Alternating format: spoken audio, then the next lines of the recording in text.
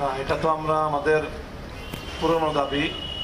আমরা মনে করি যে 2018 সালের ডিসেম্বরে এবং 2024 সালের ডিসেম্বরে তাদের যে হত্যাকাণ্ড এবং হামলার ঘটনা, এটার তো একটা শাস্তি হওয়া দরকার এবং সেটার যথোপযুক্ত শাস্তি হলো তাদের কার্যকলাপে নিষিদ্ধ করা। সেই জায়গা থেকে আমরা সরকারের কাছে বৈঠকে আমরা আহ্বান জানিয়েছি এবং আজকেও আমরা সংবাদ সম্মেলনের মাধ্যমে আমাদের সেই দাবির কথা আমরা পুনর্ব্যক্ত করছি।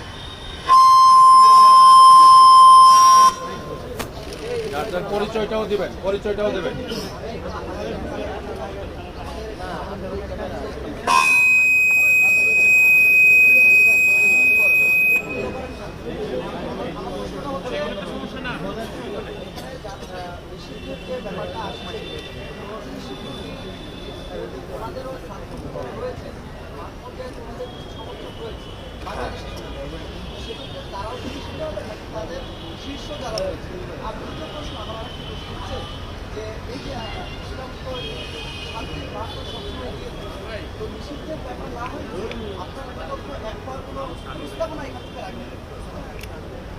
এখানে কোন ব্যক্তির উপর নিষেধাজ্ঞা আরোপের দাবি করা হয় নাই। আমরা সাতপন্থীদের যে সামষ্টিক যে সাংগঠনিক যে কার্যকলাপ, তারা সম্মিলিত যে কার্যকলাপ পরিচালনা করছে, যাদের আয়োজনে হামলা হত্যাকাণ্ড সংঘটিত হয়েছে, সেটাকে নিষিদ্ধ করার দাবি জানাচ্ছি। আর সেই সাথে আগাগোড়াই আলেমদের পক্ষ থেকে বলা হয়েছে যে তবলিগের কাজ, যে বিতর্কটা ভারতে তৈরি হয়েছে সেই বিতর্কটা যেন বাংলাদেশে টেনে আনা না হয়, বাংলাদেশে সকলে মিলে যেন সম্মিলিতভাবে তবলিগের কার্যক্রমটা পরিচালনা করা হয়। আমরা অব্যাহতভাবে আমাদের সেই আহ্বান জানিয়ে যাচ্ছি।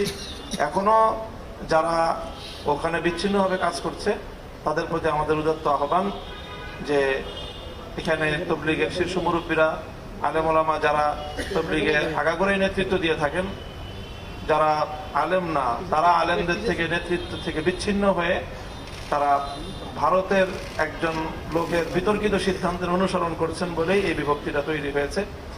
কাজেই ভারতের বিষয়টা ভারতে রেখে বাংলাদেশের সকলে যদি মিলেমিশে কাজ করে তাহলেই কিন্তু সমস্যার সমাধান হয়ে যায়। জি, মাইক্রোফোনগুলো সামনে দেন।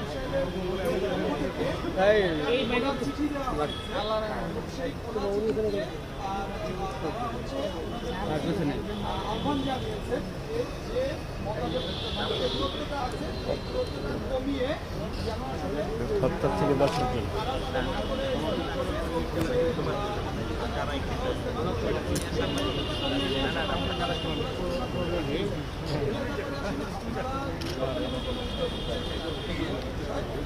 এটা বলে নেই।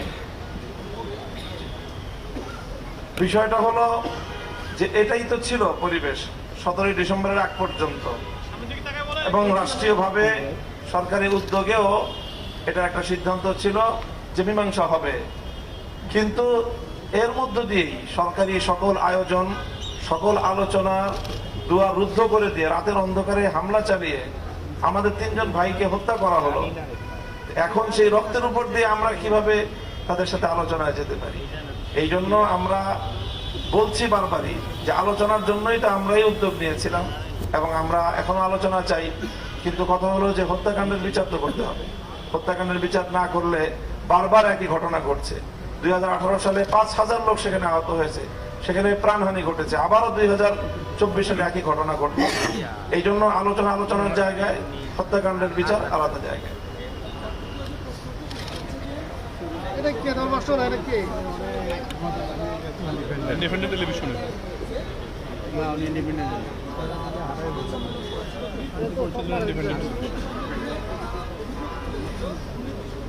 লাগবে না লিখিয়ে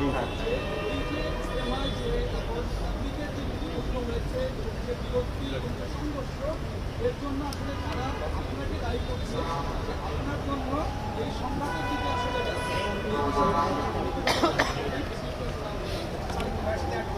ক্যামেরায় বলেন, সামনের দিকে তাকিয়ে। রে সাউন্ড কি পাইব রে? হ্যাঁ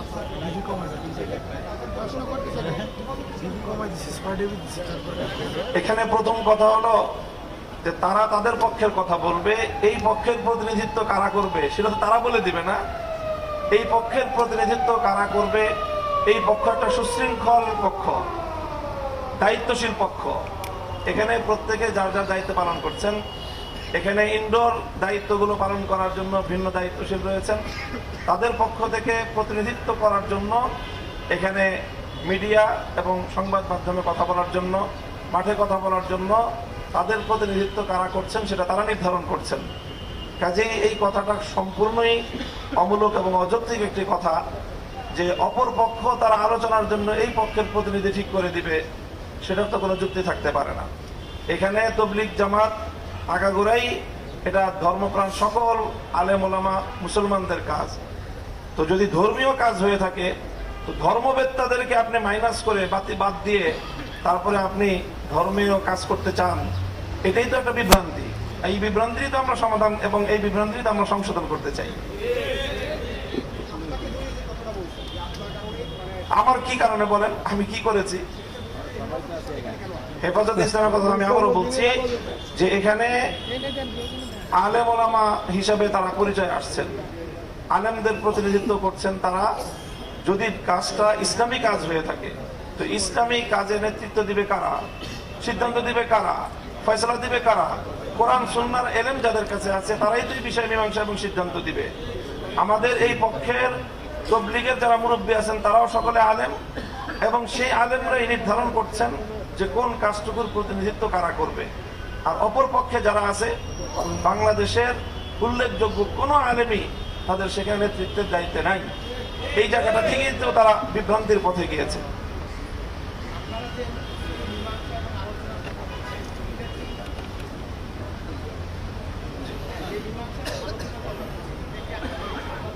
উনি তারা তোর নাম পরিচয় দাও। অনলাইন থেকে না, আমরাও সরাসরি তাদের সাথে কথাবার্তা বলেছি এবং আলেমদের পক্ষ থেকেও মধ্যস্থতা করার জন্য উদ্যোগ নিয়ে তাদের সাথে আলোচনা করা হয়েছে। এবং প্রশাসন এবং সরকার যেহেতু সর্বোচ্চ জায়গা থেকে এই বিষয়টাকে গুরুত্ব দিয়ে মীমাংসার উদ্যোগ নিয়েছে, আমরা সরকারেরও সকল উদ্যোগকে স্বাগত জানিয়েছি। আচ্ছা, একটি বিষয় আসলে করতে চাই, সেটি হচ্ছে যে এবছর মানে সবার আসলে যেটা জানার আগ্রহ, এটি হচ্ছে ইজতেমা আসলে হচ্ছে কিনা, মানে 31 জানুয়ারি যে ইজতেমা হওয়ার কথা ছিল ইনশাআল্লাহ আপনাদেরটা হচ্ছে 31 জানুয়ারি থেকে ইজতেমা আসলে হচ্ছে কিনা? 31শে জানুয়ারি থেকে প্রথম পর্বের ইজতেমা হচ্ছে ইনশাআল্লাহ। সেই বিষয়ে কোনো ধরনের বাধা নেই। তার কার্যক্রম ইনশাআল্লাহ প্রস্তুতি চলছে এবং আরো পুরোদমে শুরু হয়ে যাবে। দ্বিতীয় পর্বের যে ঘোষণাটা ছিল সেই ঘোষণার বিষয়ে তো আমাদের 17ই ডিসেম্বরের হত্যাকাণ্ডের পরে পরিস্থিতি পাল্টে গেছে। কাজেই 17 তারিখের এই হত্যাকাণ্ডের পরে যাদের হাতে টঙ্গীর ইজতেমার মাঠ সাধারণ নিরীহ মুসল্লিদের রক্তে রঞ্জিত হয়েছে তাদের আসলে সেখানে ইজতেমা করার নৈতিক কোনো অধিকার থাকে না। তাদেরকে তো আইনগত ব্যবস্থায় যাবেন। আপনি যে হত্যাকাণ্ড ঘটাইছে তাকে আইনগতভাবে আপনি নেবেন, আপনি তাকে ব্যান করতে পারেন না, তার ইজতেমাকে ব্যান করতে পারেন না। না, তো যদি আপনি হত্যাকারীর বিরুদ্ধে আইনানুগ ব্যবস্থা নেওয়া হয় তো হত্যাকারী আবার কিভাবে ইজতেমা করে? সেটা প্রশাসন করবে, যে এটা তারা সেটা প্রশাসনের কাছে আমরা দাবি জানাচ্ছি। জি, থ্যাংক ইউ সকলকে, ধন্যবাদ। জাযাকুমুল্লাহু তাআলা। আমাদের আমির হেফাজত সকলের সর্বোচ্চ শ্রদ্ধেয় মুরব্বী আল্লামা শাহ মুহিবুল্লাহ বাবুনগরী দামাত বারাকাতুহুম এখন দোয়া করবেন। হযরতের দোয়ার মাধ্যমে আজকের এই সংবাদ সম্মেলন